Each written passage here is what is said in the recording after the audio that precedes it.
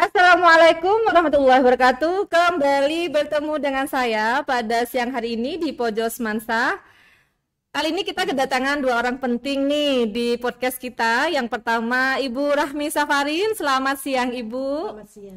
Ya, perlu diketahui adik-adik di rumah, ini adalah manajer kantin kita, Kantin Kerong yang sangat fenomenal. Selanjutnya yang kedua adalah tamu kita dari Bang Jatim, Bapak ya. Ya, ini perwakilan dari Bank Jatim, di mana pada siang hari ini kita akan mensosialisasikan tentang penggunaan pembayaran digital QRIS yang sudah launching tadi pagi di SMA tercinta kita. Bapak Ibu, gimana kabarnya? Baik? Alhamdulillah, iya. Oke, adik-adik yang di rumah, sebelum kita membahas tentang apa sih QRIS itu, ada baiknya kalian yang ada di rumah ini juga tahu bagaimana sih sejarah kantin Semansa.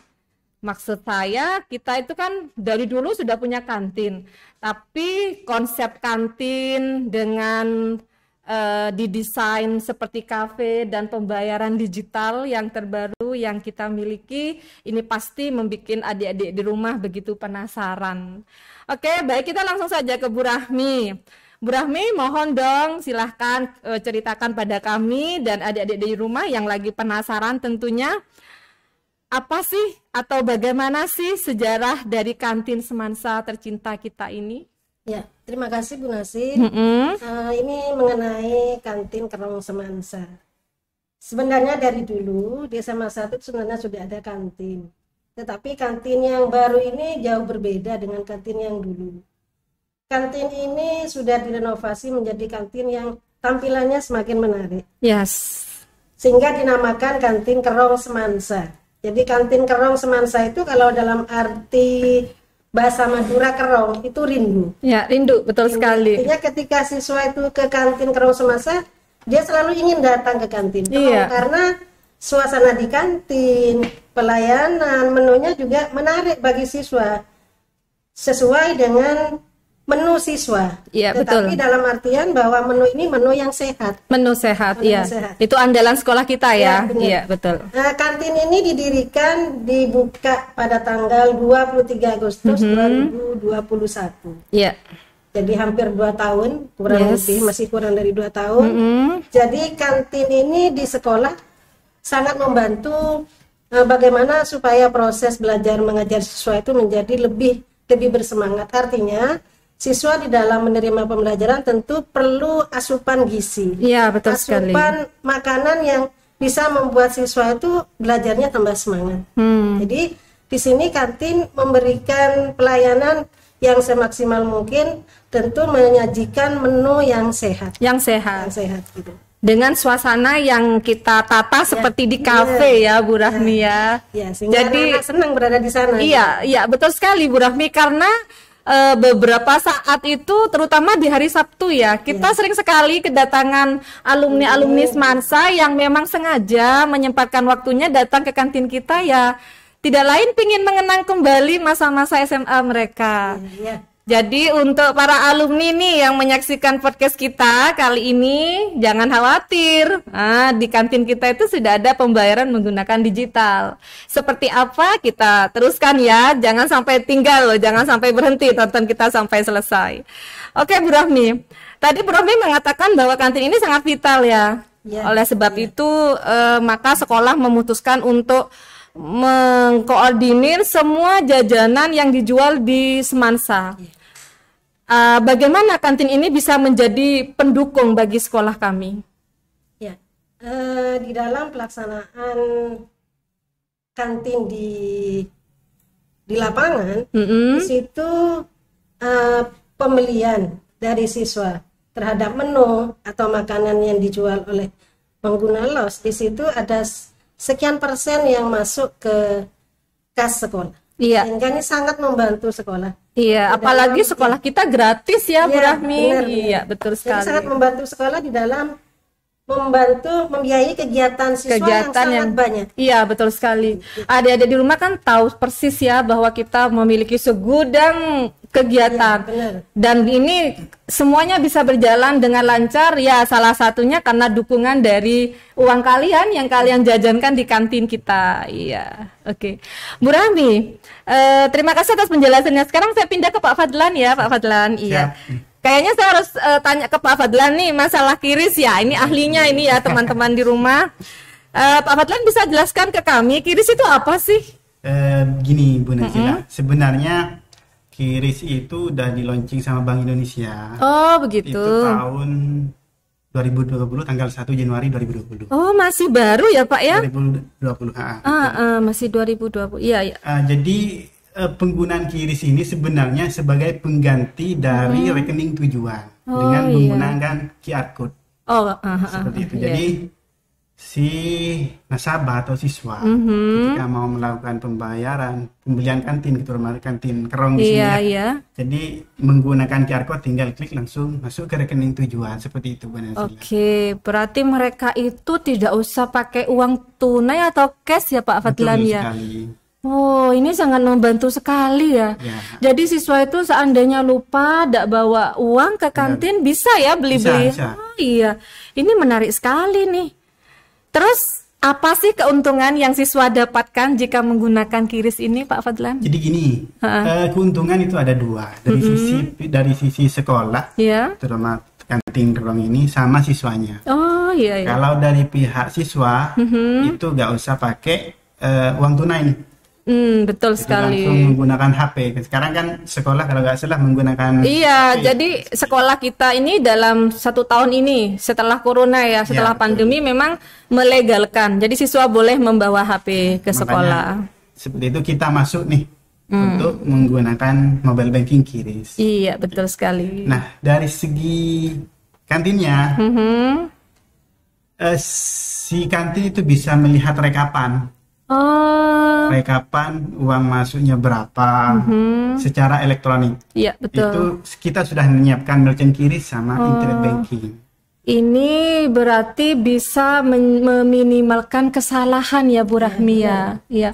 Jadi Bu Rahmi tidak usah capek-capek lagi ngecek antara berapa barang yang terjual sama yang masuk seperti itu ya Bu Rahmi. Sudah terekam di dalam itu, di dalam merchant kiris. Jadi nggak usah ngitung manual seperti ini ya Bu ya. Wah keren sekali.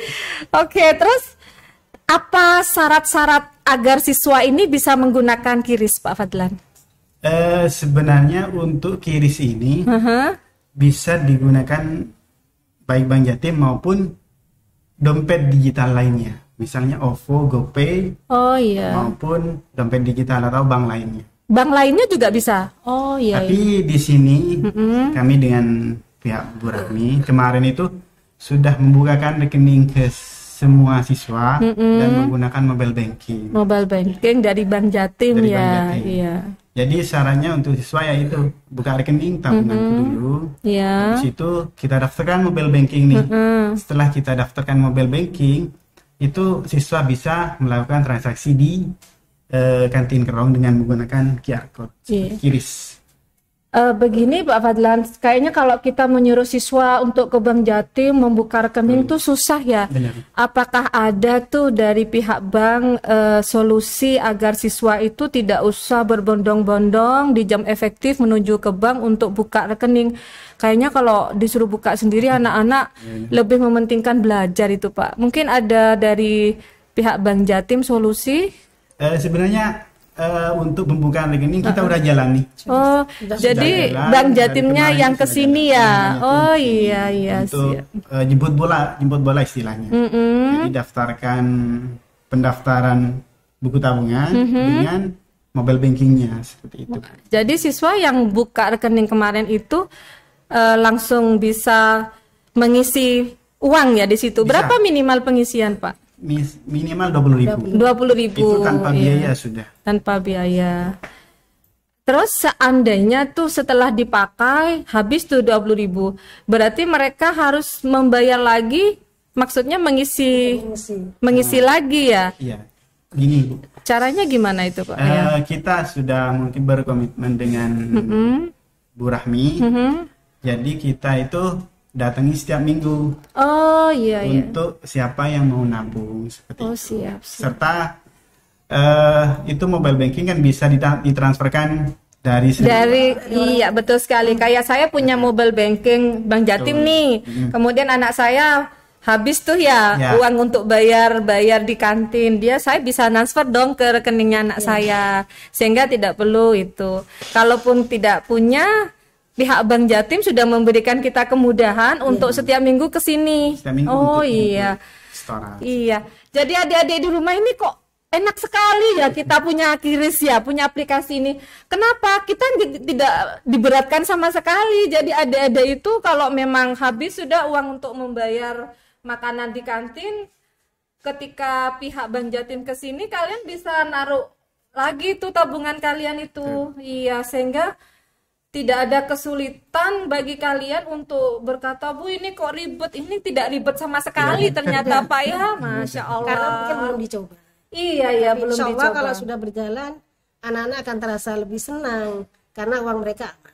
Dan tidak usah ngantri juga Bu Rahmi. Kan kalau pakai uang cash kan harus ngembalikan.